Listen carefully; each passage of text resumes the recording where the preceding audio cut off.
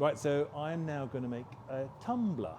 We sell lots of tumblers, and one of the things that we have to do is try and make them the same size. So it's quite important because no one likes a small glass at a dinner party today. So I'm going to make a blue confetti tumbler. So we have the blue confetti colour is over here on the marver. So this will go on the base of the piece, and well, you'll see how it goes on. So it's a one gather piece. So I've got my warm blowing iron. This has already been warmed up in the iron warmer. So I do one gather.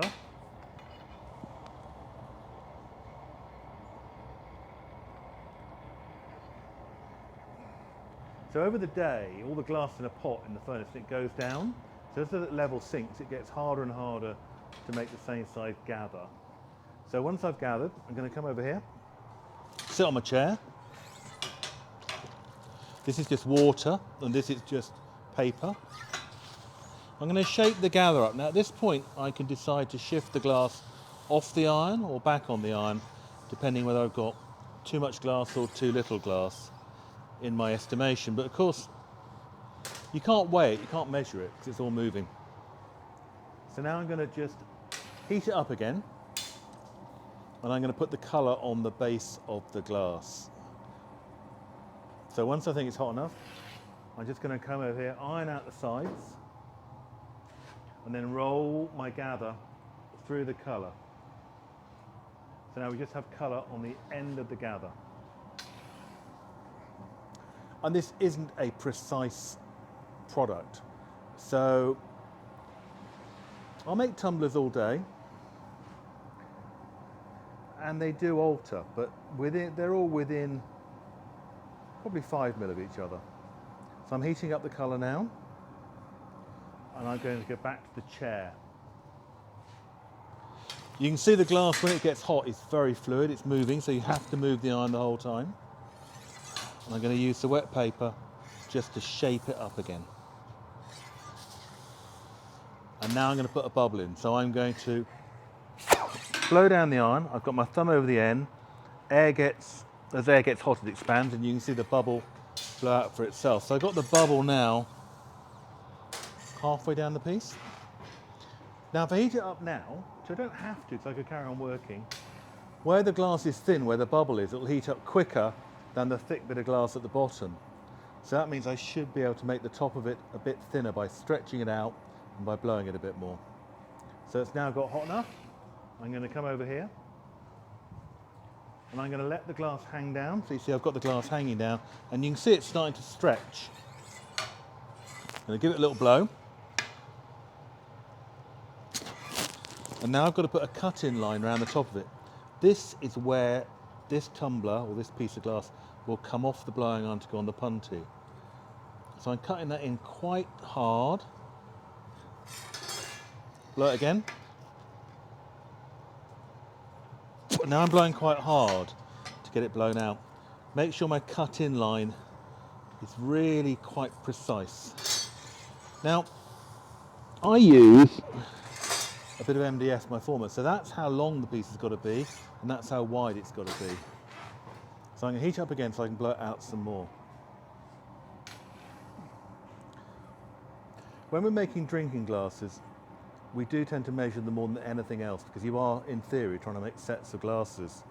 And with the tumblers, we do them in lots of different colours, so it's quite nice that you can have a mixture of different colours that all match roughly in size. So I blow out some more. So these are straight-sided tumblers, so I'm just going to straighten the sides there. I'm going to measure it again. Now I know that I don't really want my former to drop over the sides of it. So that's the length, and that's the width. Blow out a little bit more because it was a little bit short. Then I've got to flatten the bottom. So that's as good as it's going to get. Now this is just a bit of chalk. So I put a circle on the bottom. If you look at the bottom, you can see a circle of white. Now, because I'm doing these on my own, I have a knocking off box here.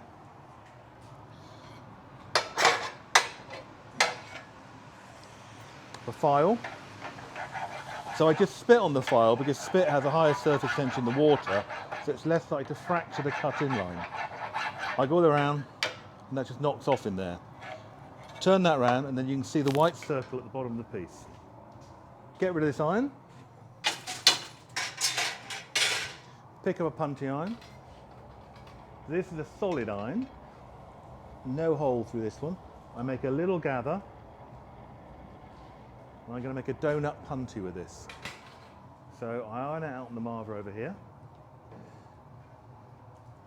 And I pick a clean bit of floor, just to dab it on, and marver it out again. And then I've now got to stick this in the middle of that white circle. Pick it up. And now if you see the piece now, you can see the end that I blew into is furthest away from me, and that's in the glory hole. So I don't want to heat up the bit of glass on the punty, so I'm holding it halfway into the glory hole, so when I come out of here I can open up the top. Now, I know how wide the base is, so I want to stretch this top out so it's a straight-sided tumbler. Probably take me 2 or 3 goes.